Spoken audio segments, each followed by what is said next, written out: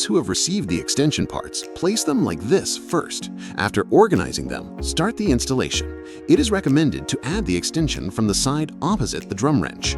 Unscrew the side rod screws. Loosen the middle rod connector key. Detach it from the side rod. Move the side rod to the other end after extension. Take out the washer and middle rod connection parts. Unscrew the positioning slider.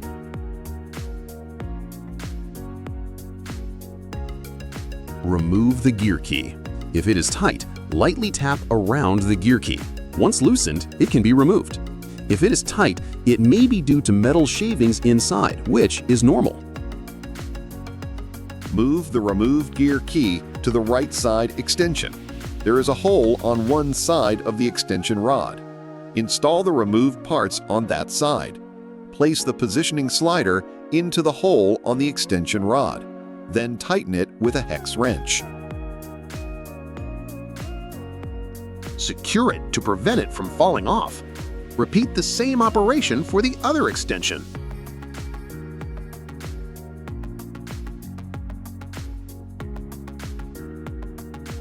Next, we will connect the groove tubes. Use 3 steel bars to connect them. Insert the 3 steel bars into the groove tube. Push in the other groove tube. The connecting steel bars must be centered. Then, tighten the fastening screws. Each steel bar has 4 screws.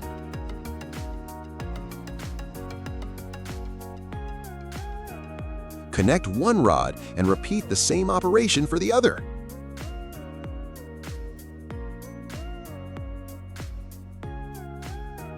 Leave one slot to install the fabric pressing rod. After connecting the 2 slotted tubes, proceed to install and connect the middle rod.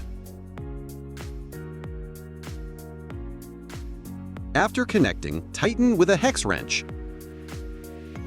During the process, make adjustments to prevent the rods from being misaligned. Check alignment by using the tube edges as a reference. Installation and connection completed. Finally, install the side rods by sliding in the washers. Connect the middle rod and insert it into the side rods. Secure the middle rod in place and tighten it.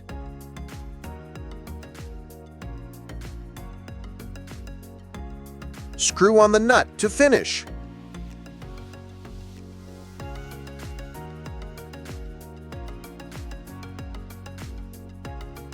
Check for any missing screws.